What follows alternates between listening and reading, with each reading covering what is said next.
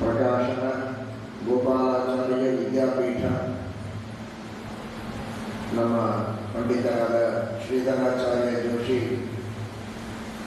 ಇವರ ಒಂದು ವಿಶೇಷವಾದ ಪ್ರಯತ್ನ ಹಾಗೂ ನೇತೃತ್ವದಲ್ಲಿ ನಡೀತಾ ಇರುವುದು ನಿಜವಾಗಿಯೂ ಬಹಳ ದೊಡ್ಡ ಸೌಭಾಗ್ಯದ ಸಂಗತಿ. ವಾಂಗ್ಮಯ ಪ್ರಪಂಚದಲ್ಲಿ ಇತರ ಸಾಧಾರಣವಾದ ಅತ್ಯುನ್ನತವಾದ ಸ್ಥಾನವನ್ನು ಪಡೆದುಕೊಂಡ ಏನೆಲ್ಲ ಗ್ರಂಥಗಳಿವೆ, ಪ್ರಮಾಣವಾದ ಗ್ರಂಥಗಳು, ವೇದಗಳು, ಇತಿಹಾಸ, ಪುರಾಣಗಳು, ಅದರಲ್ಲಿಯೂ ವಿಶೇಷವಾಗಿ ಭಗವದ್ಗೀತೆ, ಸಕಲ ಶಾಸ್ತ್ರಾರ್ಥಗಳ ನಿರ್ಣಯವನ್ನು ಮಾಡುವುದಕ್ಕೆ ಹೊರಟ ಕರ್ಮಸೂತ್ರಗಳು, ತಂತ್ರಶಾಸ್ತ್ರ, ಸ್ತೋತ್ರಗಳು, ಸದಾಚಾರ, ಧರ್ಮಶಾಸ್ತ್ರ ನಿರ್ಣಯಗಳನ್ನು ಹೇಳಿ ಸಮರ್ಪಕವಾದಂತಹ ತತ್ವಜ್ಞಾನವನ್ನ ಜಗತ್ತಿಗೆ ಶ್ರೀಮದ್ ಆನಂದತೀರ್ಥ ಭಗವತ್ಪಾದಾಚಾರ್ಯರು ನೀಡಿದ್ದು ಅದು ನಮ್ಮೆಲ್ಲರ ಎಷ್ಟೋ ಕೋಟಿ ಕೋಟಿ ಜನ್ಮಗಳ ಪುಣ್ಯದ ಫಲ. ಅಂತಹ ಸರ್ವಮೂಲ ಗ್ರಂಥಗಳನ್ನು ಓದುವ ಕೇಳುವ ಭಾಗ್ಯ ನಮಗೆ ಸಿಗತ್ತೆ ಅಂತ ಇವತ್ತು ಗುರುಕುಲದಲ್ಲಿದ್ದು ಅಧ್ಯಯನವನ್ನು ಮಾಡಿ ಸರ್ವಮೂಲ ಗ್ರಂಥಗಳನ್ನು ಓದುವವರ ಸಂಖ್ಯೆ ಸ್ವಲ್ಪ ಕಡಿಮೆ ಇರಬಹುದು. ಅದು ಹೆಚ್ಚಾಗಬೇಕು. ಶ್ರದ್ಧೆ, ಭಕ್ತಿಗಳು, ನಿಷ್ಠೆ, ಅಧ್ಯಯನ ಮಾಡುವ ದೀಕ್ಷೆ ಇವುಗಳು ಹೆಚ್ಚಾಗಬೇಕು.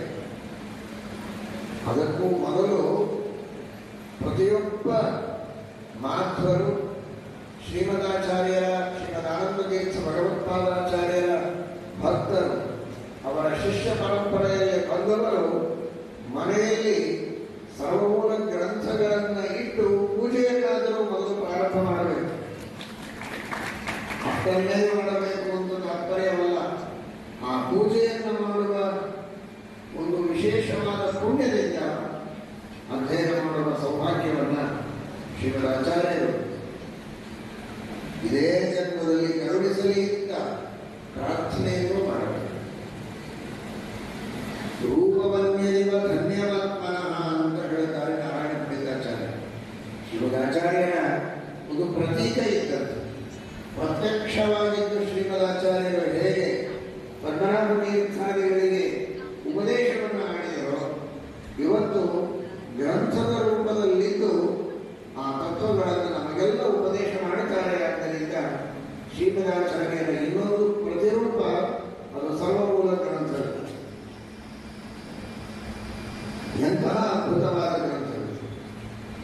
ಸಕಲ ಶಾಸ್ತ್ರಾರ್ಥಗಳ ನಿರ್ಣಯ ಮಾಡುವಂತಹ ಮಹಾಶಕ್ತಿ ಶ್ರೀಮದಾಚಾರ್ಯರಲ್ಲಿದೆ. ಯಸ್ಮತ್ ಪ್ರಸಾದ ಅಖಿಲಾಂಶ್ಚ ವೇದಾನ್ ಸಪಂಚ ರಾತ್ರಾನ್ ಸರಹಸ್ಯ ಸಂಗ್ರಹ ವೇದೇತಿಹಾಸಾದಿ ಪುರಾಣ ಯುಕ್ತಾನ್ ಯಥಾವದನ್ಯಾಪಿ ಸರ್ವವಿದ್ಯಾ. ಸಕಲ ಶಾಸ್ತ್ರಗಳ ಪರಿಜ್ಞಾನ ಪರಿಪೂರ್ಣವಾಗಿ ಅನಾದಿ ಕಾಲದಿಂದ ವಾಯುದೇವರಿಗಿದೆ, ಋಷಿಗಣಸ್ಥರಿಗೆ ಇದೆ ಅಂತ ಹೇಳ್ತಾರೆ. ಅನಾದಿ ಕಾಲದಿಂದ ಅಂತಹ ಅನಾದಿ ಕಾಲದಿಂದ ಸಕಲ ಶಾಸ್ತ್ರಾರ್ಥಗಳನ್ನು ಪರಿಪೂರ್ಣವಾಗಿ ತಿಳಿದ ಮಹಾನುಭಾವರು ಆ ಶಾಸ್ತ್ರಗಳ ನಿರ್ಣಯವನ್ನು ನಮಗೆ ತಿಳಿಸಿ ಉಪದೇಶ ಮಾಡುತ್ತಾರೆ ಎಂದರೆ ಇದಕ್ಕಿಂತ ದೊಡ್ಡ ಸೌಭಾಗ್ಯ ನಮಗೆ ಇನ್ನೇನಿರಬೇಕು. ಒಬ್ಬ ಯಾವುದೋ ಒಂದು ವಿಷಯದ ಬಗ್ಗೆ ಶಿಕ್ಷಕ ಟೀಚ್ ಮಾಡುವುದಕ್ಕೆ ಬರ್ತಾರೆ. ಆ ವಿಷಯದ ಬಗ್ಗೆ ಅವನು ಟೀಚಿಂಗ್ ಕ್ಷೇತ್ರದೊಳಗೆ ಇದ್ದಾನೆ ಅಂದರೆ ಎಷ್ಟು ದಿವಸದಿಂದ ಅದನ್ನು ಟೀಚ್ ಮಾಡ್ತಾ ಇದ್ದಾನೆ, ಎಕ್ಸ್ಪೀರಿಯನ್ಸ್ ಎಷ್ಟಿದೆ, ಎಷ್ಟು ಜನ ಅವನ ಹತ್ರ ಕಲಿತವರು ದೊಡ್ಡವರಾಗಿದ್ದಾರೆ, ಅದನ್ನೆಲ್ಲ ಆಲೋಚನೆ ಮಾಡ್ತಾನೆ ಒಬ್ಬ ಮನುಷ್ಯ. ಅವನ ಹತ್ರ ನಾವು ಕೇಳಬೇಕಾಗುತ್ತೆ.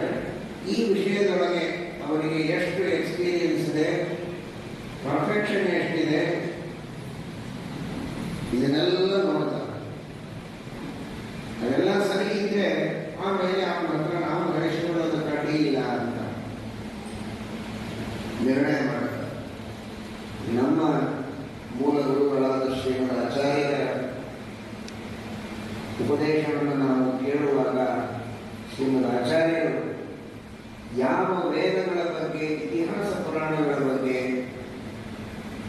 ನಿರ್ಣಯವನ್ನು ಕೊಡುವುದಕ್ಕೆ ಹೊರಟಿದ್ದಾರೆ, ಯಾರ ಮುಖದಿಂದ ನಾವು ನಿರ್ಣಯವನ್ನು ಕೇಳುತ್ತಾ ಇದ್ದೇವೆ, ಅಂತಹ ಶ್ರೀಮದಾಚಾರ್ಯರಿಗೆ ಈ ವಿಷಯಗಳ ಬಗ್ಗೆ ಪರ್ಫೆಕ್ಷನ್ ಇದೆಯಾ ಅಂತ ಎಷ್ಟು ತಿಳಿದುಕೊಂಡಿದ್ದಾರೆ, ಯಾವತ್ತಿನಿಂದ ತಿಳಿದುಕೊಂಡಿದ್ದಾರೆ ಅಂತ ನೋಡಿದರೆ ಅನಾದಿ ಕಾಲದಿಂದ ತಿಳಿದುಕೊಂಡಿದ್ದಾರೆ, ಪರಿಪೂರ್ಣವಾಗಿ ತಿಳಿದುಕೊಂಡಿದ್ದಾರೆ. ಭಗವಂತನ ಅನುಗ್ರಹದ ಪೂರ್ಣವಾದ ಬಲ ಅವರಿಗೆ. ಭಗವಂತನ ವ್ಯವಸ್ಥೆ ಹೇಗಿದೆ ಅಂದರೆ, ದೇವರು ರಚನೆ ಮಾಡಿದಂತಹ ಗ್ರಂಥ ಅದನ್ನು ದೇವರ ಅನುಗ್ರಹ ಇದ್ದರೆ ಮಾತ್ರ ತಿಳಿದುಕೊಳ್ಳುವುದಕ್ಕೆ ಸಾಧ್ಯ, ಇಲ್ಲದೆ ಇದ್ದರೆ ಇಲ್ಲ. ಹಾಗಿದೆ ಮಹಾಭಾರತವೇ ಇರಬಹುದು, ಭಾಗವತವೇ ಇರಬಹುದು, ಮೂಲ ರಾಮಾಯಣ ಆಗಿರಬಹುದು, ಅಥವಾ ಬ್ರಹ್ಮಸೂತ್ರಗಳು, ಭಗವದ್ಗೀತೆ, ಯಾವುದೇ ಗೀತೆ ನನ್ನ ಕೈಯಲ್ಲಿ ಸಿಕ್ಕಿದೆ, ಭಗವದ್ಗೀತಾ ಪುಸ್ತಕ, ಬ್ರಹ್ಮಸೂತ್ರಗಳು ಸಿಕ್ಕಿವೆ ಎಂದು ಮಾತ್ರಕ್ಕೆ ನಾನು ಅರ್ಥ ಮಾಡಿಕೊಳ್ಳುವುದಕ್ಕಾಗುವುದಿಲ್ಲ. ಅವುಗಳ ಅರ್ಥ ಆಗಬೇಕು, ಇವನಿಗೆ ಯಥಾರ್ಥ ಜ್ಞಾನ ಆಗಬೇಕು ಎಂದು ದೇವರಿಗೆ ಸಂಕಲ್ಪ ಇದ್ದರೆ ನಮಗೆ ಅರ್ಥ ಆಗುತ್ತೆ, ಇಲ್ಲದಿದ್ದರೆ ಅರ್ಥ ಆಗುವುದಿಲ್ಲ. ಅಷ್ಟು ಚೆನ್ನಾಗಿ ದೇವರು ತನ್ನ ಕಂಟ್ರೋಲಲ್ಲಿ ಇಟ್ಟುಕೊಂಡಿದ್ದಾನೆ. ಯಾರಿಗೆ ಅರ್ಥ ಆಗಬೇಕೋ ಅವರಿಗೆ ಮಾತ್ರ ಅರ್ಥ ಆಗುತ್ತೆ. ಆ ತರಹದ ವ್ಯವಸ್ಥೆ ಇದೆ. ಅದಕ್ಕೆ ಶ್ರೀಮದಾಚಾರ್ಯರು ಹೇಳಿದರು, ಯಸ್ತತ್ ಪ್ರಸಾದಾದಕಿನ ಅಷ್ಟವೇದ, ಬೇರೆ ದೇಹಕ್ಕೆ ಕಳಿಸ್ಬೇಕು. ಇದು ಯಮದೇವರಿಗೆ ದೇವರು ಕೊಟ್ಟ ಆಜ್ಞೆ, ರುದ್ರದೇವರಿಗೆ ದೇವರು ಕೊಟ್ಟ ಆಜ್ಞೆ. ಪ್ರಳಯ ಕಾಲದಲ್ಲಿ ಎಲ್ಲರನ್ನು ಸಂಹಾರ ಮಾಡಬೇಕು ಅಂತ ಮಾಡುತ್ತಾರೆ. ಅವರಿಗೇನು ಪಾಪ ಇಲ್ಲ, ಅದನ್ನು ಹೇಳೋದಕ್ಕೆ ಹೊರಟದ್ದು. ಯಾರಾದರೂ ಏನು ಬೇಕಾದ್ದು ಹತ್ಯೆ ಮಾಡಿದರೆ ದೋಷ ಇಲ್ಲ ಅಂತಲ್ಲ, ಅದು ಮಹಾಪಾಪ, ಮಾಡಲೇಬಾರದು. ಅಂದರೆ ಸಮಾಜದಲ್ಲಿ ಧರ್ಮವನ್ನು ಉಳಿಸುವುದಕ್ಕೆ, ಸ್ವಾಸ್ಥ್ಯವನ್ನು ಉಳಿಸುವುದಕ್ಕೆ ಭಗವದ್ಗೀತೆಗೆ ಹೇಗೆ ಅರ್ಥ ಮಾಡಬೇಕು ಅನ್ನುವುದನ್ನು ತೋರಿಸಿಕೊಟ್ಟ ಮಹಾನುಭಾವರು ಶಿವರಾಮತೀರ್ಥ ಭಗವತ್ಪಾದಾಚಾರ್ಯ. ಇವತ್ತು ಎಲ್ಲರನ್ನ ಪ್ರೀತಿಯಿಂದ ಕಾಣಬೇಕು, ಹಿಂಸೆಯನ್ನು ಮಾಡಬಾರದು, ಯಾರು ಮಾಡಬೇಕೋ ಎಂಥವನಿಗೆ ಯಾರು ಯಾವಾಗ ಮಾಡಬೇಕು, ಅನಂತ ಗುಣಗಳನ್ನು ಪರಮಾತ್ಮನಲ್ಲಿ ಚಿಂತನೆ ಮಾಡುವುದಕ್ಕೆ, ಸ್ಮರಣೆ ಮಾಡುವುದಕ್ಕೆ ತಿಳಿಸಿಕೊಟ್ಟವರು ಶ್ರೀರಾಮತೀರ್ಥ ಭಗವತ್ಪಾದಾಚಾರ್ಯ. ಒಂದೊಂದು ಗುಣಗಳಿಗೂ ಅನಂತ ಗುಣಗಳು, ಅನಂತ ಕ್ರಿಯೆ, ಅನಂತ ಅವತಾರಗಳಿವೆ ಅಂತ ಹೇಳಿದಂತಹ ಅನಾದಿ ಸತ್ಸಂಪ್ರದಾಯ ಸಿದ್ಧವಾದರೂ ಅದನ್ನು ತಿಳಿಯದೆ ಅಜ್ಞಾನಿಗಳಾಗಿದ್ದ ಜನರಿಗೆ ಅದನ್ನು ತಿಳಿಸಿಕೊಟ್ಟ ಮಹಾನುಭಾವರು ಶ್ರೀಮದಾನಂದತೀರ್ಥ ಭಗವತ್ಪಾದಾಚಾರ್ಯ. ಯಾವುದೇ ಕರ್ಮಗಳನ್ನು ಮಾಡಿದರೂ ಆ ಕರ್ಮದ ಸಾರ್ಥಕ್ಯ ದೇವರ ಪಾದಗಳಿಗೆ ಅರ್ಪಣೆ ಮಾಡಿದಾಗ ಮಾತ್ರ ಅನ್ನುವ ಗೀತೆಯ ಸಿದ್ಧಾಂತವನ್ನು ಅತ್ಯಂತ ಸ್ಫುಟವಾಗಿ ಸಮರ್ಥನೆ ಮಾಡಿಕೊಟ್ಟವರು ಶ್ರೀಮದಾಚಾರ್ಯ. ಕೊನೆಗೆ ಮಾತ್ರ ಸಮರ್ಪಣೆ ಮಾಡಿದರೆ ಅಲ್ಲ, ಅವನು ತ್ರೈವಿಧ್ಯನಾಗ್ತಾನೆ. ಆದಿಯಲ್ಲಿ, ಮಧ್ಯದಲ್ಲಿ, ಅಂತ್ಯದಲ್ಲಿ ಭಗವಂತನ ಸ್ಮರಣೆಯನ್ನು ಮಾಡಿ ದೇವರೇ ಮಾಡಿ ಮಾಡಿಸ್ತಾನೆ ಅಂತ ತಿಳಿದು ಕರ್ಮಗಳ ಸಮರ್ಪಣೆಯನ್ನು ಮಾಡಿದರೆ ಅವನೇ ನಿಜವಾದ ಭಾಗವತ ಅಂತ ಹೇಳಿಕೊಟ್ಟವರು ಶ್ರೀಮದಾನಂದತೀರ್ಥ ಭಗವತ್ಪಾದಾಚಾರ್ಯ. ಶಿವನ್ ಭಾಗವತ ತಾತ್ಪರ್ಯದಲ್ಲಿ ಭಾಗವತೋತ್ತಮ ಅಂತ ಅನಿಸಿಕೊಳ್ಳಬೇಕಾದರೆ, ವಿಷ್ಣು ಭಕ್ತ ಅಂತ ಅನಿಸಿಕೊಳ್ಳಬೇಕಾದರೆ ಯಾವ ರೀತಿ ಇರಬೇಕು ಅಂತ ಶ್ರೀಮದಾಚಾರ್ಯರು ತಿಳಿಸಿಕೊಡ್ತಾರೆ. ದೇವರು ಉತ್ತಮ, ದೊಡ್ಡ ಮಹಾರಾಜ ಇದ್ದಾಗೆ ಮಹಾಭಾವ ಇಷ್ಟು ತಿಳಿದ್ರೆ ಸಾಲದು ಅಂತ. ಇವತ್ತು ಪರಮಾಣುವಿಗೂ ಆಟಮ್ನಿಗೂ ಅನಂತ ಭಾಗಗಳಿವೆ ಎನ್ನುವ ಅದ್ಭುತವಾದ ಸಿದ್ಧಾಂತವನ್ನು ತಿಳಿಸಿಕೊಟ್ಟವರು ಶ್ರೀಮದಾನಂದತೀರ್ಥ ಭಗವತ್ಪಾದಾಚಾರ್ಯ. ಯಾವುದೋ ಇವತ್ತು ವಿಜ್ಞಾನವೂ ಒಪ್ತಾ ಇದೆ, ಒಪ್ಪುವುದು ಅನಿವಾರ್ಯ ಇದೆ. ಅಂತಹ ತತ್ವವನ್ನು ಶ್ರೀಮದಾಚಾರ್ಯರು ತಿಳಿಸಿಕೊಡ್ತಾರೆ. ಅವಿಭಾಗ ಪರಾಣುತ, ಒಂದೊಂದು ಪರಮಾಣುವಿನಲ್ಲಿಯೂ ಅನಂತ ಭಾಗಗಳಿವೆ. ಆ ಅನಂತ ಭಾಗಗಳಲ್ಲಿಯೂ ಸೂಕ್ಷ್ಮವಾದ ಅಂಶಗಳಲ್ಲಿಯೂ ಭಗವಂತ ನಿಯಾಮಕನಾಗಿದ್ದಾನೆ. ಅಣೋರಣೀಯಾನ್ ಮಹತೋ ಮಹೀಯಾನ್ ಅನ್ನುವ ಪರಮಾತ್ಮನ ಮಹತೋ ಮಹೀಯಸ್ತ್ವವನ್ನು, ಅಣೋರಣೀಯಸ್ತ್ವವನ್ನು ಸಾಧನ ಮಾಡಿಕೊಟ್ಟ ಮಹಾನುಭಾವರು ಶ್ರೀರಾಮತೀರ್ಥ ಭಗವತ್ಪಾದಾಚಾರ್ಯ. ಅಣೋರಣೀಯನ ಮಹತೋ ಮಹೀಯನ ಅಂತ ದಾಸರು ಕೊಂಡಾಡಿದ್ದಾರೆ. ಅದು ಶ್ರುತಿಯಲ್ಲಿ, ವೇದದಲ್ಲಿ ಹೇಳಿದ್ದು, ಅನುವ್ಯಾಖ್ಯಾನದಲ್ಲಿ ಶ್ರೀಮದಾಚಾರ್ಯರು ವೃಕ್ಷಗಳಿಗೂ ಜೀವ ಇದೆ ಅಂತ ಇವತ್ತು ವಿಜ್ಞಾನಿಗಳು ಹೇಳಿದ್ದೆಲ್ಲ ಹೊಸದಾಗಿ ಸಂಶೋಧನೆ ಮಾಡಿ ಶ್ರೀಮದಾಚಾರ್ಯರೇ ಗೀತಾ ಪುಷ್ಪ ಫಲಾವಾಪ್ತಿ ಸ್ಪರ್ಶಾತ್ ಕಾರ್ಶ್ಯಂ ರಸಾತ್ ಸ್ಥಿತಿ ಅಂತ ಅನುವ್ಯಾಖ್ಯಾನದಲ್ಲಿ ಹೇಳ್ತಾರೆ. ತಥಾಶ್ಮಾನ ತೃಣಕಾಷ್ಟಾಶ್ಚ ಸರ್ವೇ ದುಷ್ಟಕ್ಷಯೇ ಸ್ವಾಂ ಪ್ರಗತಿಂ ಭಜಂತೆ ಅಂತ 5ನೇ ಭಾಷೆಯಲ್ಲಿ ಹೇಳ್ತಾರೆ. ಸರ್ವಮೂಲ ಗ್ರಂಥಗಳ ಶ್ರವಣ ನಿರಂತರವಾಗಿ ನಡೆಯಬೇಕು. ಅಧ್ಯಯನ ಪಾರಾಯಣ ಅವರವರ ಯೋಗ್ಯತೆಗೆ ತಕ್ಕಂತೆ ಮಾಡಬೇಕು. ಇದು ಎಲ್ಲ ಶ್ರೀಮದಾಚಾರ್ಯರ ಭಕ್ತರ ಕರ್ತವ್ಯ. ಆ ದೃಷ್ಟಿಯಲ್ಲಿ ಇವತ್ತು ಈ ಸರ್ವಮೂಲ ಗ್ರಂಥಗಳ ಬಿಡುಗಡೆಯಾಗ್ತಾ ಇರೋದು ಅತ್ಯಂತ ಸಾರ್ಥಕವಾದದ್ದು, ಉಪಯುಕ್ತವಾದದ್ದು. ಪಂಡಿತ ಶ್ರೀಧರಾಚಾರ್ಯರು ಬಹಳ ವರ್ಷಗಳಿಂದ ಈ ಒಂದು ಅಪೇಕ್ಷೆಯನ್ನಿಟ್ಟುಕೊಂಡು ಪ್ರಯತ್ನ ಮಾಡಿ ಇತ್ತೀಚೆಗೆ ವಿಶೇಷವಾಗಿ ಅವಿರತವಾಗಿ ಆ ಕಾರ್ಯದಲ್ಲಿ ತಮ್ಮನ್ನು ತಾವು ತೊಡಗಿಸಿಕೊಂಡು ಅನೇಕ ವಿದ್ವಾಂಸರ ಸಹಾಯದಿಂದ ಆ ಕಾರ್ಯವನ್ನು ಅವರು ಮಾಡಿದ್ದಾರೆ. ಪಂಡಿತ ನಮೋದೀರ್ಥಾಚಾರ್ಯರು, ಶ್ರೀರಾಮ್ ಅವರು, ಇನ್ನೂ ಅನೇಕ ರಘುನಾಥಾಚಾರ್ಯರು, ಹೀಗೆ ಅನೇಕ ವಿದ್ವಾಂಸರ ಸಹಕಾರವನ್ನು ಪಡೆದುಕೊಂಡು ತಾವೂ ಪರಿಶ್ರಮಪಟ್ಟು ಈ ಒಂದು ಕಾರ್ಯವನ್ನು ಮಾಡಿದ್ದಾರೆ. ಬಹಳ ಉತ್ತಮವಾದದ್ದು. ಸಂಸ್ಕೃತ ಭಾಷೆಯಲ್ಲಿಯೂ ಇದೆ, ತಮಿಳು ಭಾಷೆಯಲ್ಲಿಯೂ ಇದೆ. ಅವರವರಿಗೆ ಬಂದ ಲಿಪಿಯಲ್ಲಿ, ಭಾಷೆ ಸಂಸ್ಕೃತವೇ, ಲಿಪಿ ತಮಿಳು ಮತ್ತು ಸಂಸ್ಕೃತ. ಆ ಲಿಪಿಗಳಲ್ಲಿ ಅದನ್ನು ಓದಿ ವಿಶೇಷವಾಗಿ ಶ್ರೀಮದಾಚಾರ್ಯರ ಅನುಗ್ರಹಕ್ಕೆ ಪಾತ್ರರಾಗಬೇಕು. ಶ್ರೀಮದಾಚಾರ್ಯರು 5ನೇ ಭಾಷೆಯಲ್ಲಿ ಭಗವಂತನನ್ನು ಹೇಳುವಾಗ ಕೃಷ್ಣಾಮೃತ ಭಾರತದಲ್ಲಿ ಉಡಚ್ಚೋರ ಅಂತಿದ್ದ. ನಾರಾಯಣೋ ನಾಮ ನರೋ ನರಾಣಾಂ ಪ್ರಸಿದ್ಧ ಚೋರ ಕಥಿತ ಪ್ರಜಿಲ್ಯಾಂ ಅನೇಕ ಜನ್ಮಾರ್ಜಿತ ಪಾಪ ಸಂಚಯಂ ಹರತ್ಯಶೇಷಂ ಸ್ಮೃತವತ್ರಯೇವ. ನಾರಾಯಣ ದೊಡ್ಡ ಕಳ್ಳ, ಇಷ್ಟ ತನಕ ದೇವರು ಸರ್ವೋತ್ತಮ ಅಂತ ಹೇಳಿ ಕೊನೆಗೆ ಕಳ್ಳ ಅಂತಿರಲ್ಲ ಅಂತ. ಯಾವುದರ ಕಳ್ಳ ಅಂದರೆ ಪಾಪಗಳ ಕಳ್ಳ. ನಾವು ಏನು ಪಾಪ ಮಾಡಿರ್ತೇವೋ ಆ ಪಾಪಗಳನ್ನೆಲ್ಲ ಆ ಪರಮಾತ್ಮ ಕಳೆದುಬಿಡುತ್ತಾನೆ, ಕಳ್ಳತನ ಮಾಡ್ತಾನೆ. ಕೃಷ್ಣ ರಾಮ ಅಂದರೆ ಸಾಕು, ನಮ್ಮ ಎಲ್ಲ ಪಾಪಗಳನ್ನು ಕದ್ದು ಬಿಡ್ತಾನೆ.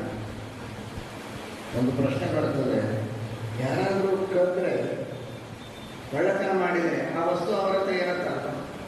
ನಮ್ಮ ಪಾಪಗಳನ್ನು ಭಗವಂತ ಕಳ್ಳತನ ಮಾಡ್ತಾನೆ ಅಂದರೆ ಆ ಪಾಪಗಳೆಲ್ಲ ಪರಮಾತ್ಮನಲ್ಲಿ ಇರ್ತದೆ ಅಂತ. ಪರಮಾತ್ಮನಲ್ಲಿ ಇರೋದಿಲ್ಲ.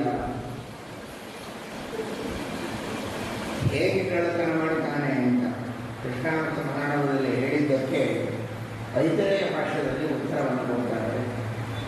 ದೇವರಿಗೆ ಮೂಷಕ ಅಂತ. ಮೂಷಕ ಅಂದರೆ ಮೋಷಣ, ಮೂಷಕ ಇಲಿ. ಮೂಷಕ ಅಂದರೆ ಇಲಿ. ಇಲಿ ಇದೆ ಅಂದರೆ ಮೆಲದಿ ಇತಿ ತಮಿಳ್. ಆದ್ದರಿಂದ ಅದು ಅತ್ಯಂತ ಸಾರ್ಥಕವಾಗಿದೆ. ಅದರ ಉಪಯೋಗವನ್ನು ಎಲ್ಲ ಭಕ್ತರು ಮಾಡಬೇಕು. ನಮ್ಮ ಪೂರ್ವಾಶ್ರಮದ ವಿದ್ಯಾಗುರುಗಳಾದ ಮಾಹುಲಿ ಆಚಾರ್ಯರು ಬರೆದ ಶ್ರೀಹರಿಸ್ತುತಿ ಪ್ರಾರ್ಥನೆ ಎನ್ನುವ ಒಂದು ಕನ್ನಡ ಭಾಷೆಯ ಗ್ರಂಥವನ್ನು ಕೂಡ ತಮಿಳು ಮತ್ತು ಇಂಗ್ಲಿಷ್ ಭಾಷೆಯಲ್ಲಿ ಮಾಡಿದ್ದಾರೆ.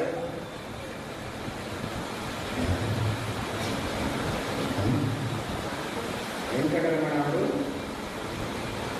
ಅಂಬುಜಾ ವೆಂಕಟರಮಣ ಅನ್ನೋರು ಮಾಡಿದ್ದಾರೆ. ಅದು ಒಂದು ಬಹಳ ಉಪಯುಕ್ತವಾದಂತಹ ಕೃತಿ. ಅದರ ಒಂದು ಲಾಭವನ್ನು ಕೂಡ ಇಂಗ್ಲಿಷ್ ಹಾಗೂ ತಮಿಳು ಭಾಷೆಯ ಉಪಯೋಗವನ್ನು ಮಾಡಿಕೊಳ್ಳುವವರೆಲ್ಲ ಉಪಯೋಗ ಮಾಡಿಕೊಂಡು ಹರಿವಾಯುಗಳ ವಿಶೇಷವಾದ ಅನುಗ್ರಹಕ್ಕೆ ಪಾತ್ರರಾಗಬೇಕು. ಅನೇಕ ಸರ್ವಮೂಲ ಗ್ರಂಥಗಳಲ್ಲಿ ಬರುವ ಅನುಸಂಧಾನದ ಸಾರವನ್ನು ಆ ಪ್ರಾರ್ಥನೆಯಲ್ಲಿ ಆಚಾರ್ಯರು ತಿಳಿಸಿಕೊಟ್ಟಿದ್ದಾರೆ. ಅದರ ಒಂದು ಸದುಪಯೋಗವನ್ನು ಎಲ್ಲರೂ ಪಡೆದುಕೊಂಡು ಹರಿವಾಯುಗಳ ಅನುಗ್ರಹಕ್ಕೆ ಪಾತ್ರರಾಗಬೇಕು ಅಂತ ತಿಳಿಸ್ತೇವೆ. ಹರೇ ಶ್ರೀಕೃಷ್ಣ. ಲಕ್ಷ್ಮೀ ಶೋಭಾನ 3 ಲಕ್ಷ ಬಾರಿ ಪಾರಾಯಣವನ್ನು ಮಾಡಿದ್ದೀರಿ. ಭಕ್ತಿಯಿಂದ ಶ್ರದ್ಧೆಯಿಂದ ಇಷ್ಟೆಲ್ಲರೂ ಜನ ಸೇರಿಕೊಂಡು 3 ಲಕ್ಷ ಬಾರಿ ಪಾರಾಯಣ ಮಾಡೋದು ಅಂದರೆ ಬಹಳ ದೊಡ್ಡ ಸಾಧನೆ. ಇನ್ನೂ 33 ಲಕ್ಷ ಮಾಡುವ ಸಂಕಲ್ಪವನ್ನು ಮಾಡಿದ್ದೀರಿ. ಅದನ್ನು ದೇವರು ಪೂರ್ಣ ಮಾಡಲಿ. ಎಲ್ಲರಿಗೆ ಅವರವರ ಮನೆಗಳಲ್ಲಿ ಕಲ್ಯಾಣ ಕಾರ್ಯಗಳು ನಡೆಯಲಿ. ಯಾವುದೇ ರೀತಿಯ ಸಮಸ್ಯೆಗಳಿದ್ದರೂ ಅದೆಲ್ಲದರ ಪರಿಹಾರವಾಗಿ ವಿಶೇಷವಾಗಿ ಭಗವಂತನ ಅನುಗ್ರಹವಾಗಲಿ. ನಿಮ್ಮೆಲ್ಲರಿಗೆ ಉತ್ತಮವಾದ ಜ್ಞಾನ, ಉತ್ತಮವಾದ ಭಕ್ತಿ, ಉತ್ತಮವಾದ ವೈರಾಗ್ಯ, ಈ ಮೂರನ್ನೂ ಕೊಡುವುದಕ್ಕೆ ದೇವರು ನಿಮ್ಮ ಕಡೆಗೆ ಲಕ್ಷ್ಯ ಕೊಡ್ತಾನೆ. ಯಾಕೆಂದರೆ 3 ಲಕ್ಷ ಪಾರಾಯಣ ಮಾಡಿದ್ದರಿಂದ ಮೂರನ್ನೂ ಕೊಡುವುದಕ್ಕೆ ನಿಮ್ಮ ಮೇಲೆ ವಿಶೇಷವಾಗಿ ಲಕ್ಷ್ಯ ಕೊಟ್ಟು ದೇವರು ಅನುಗ್ರಹವನ್ನು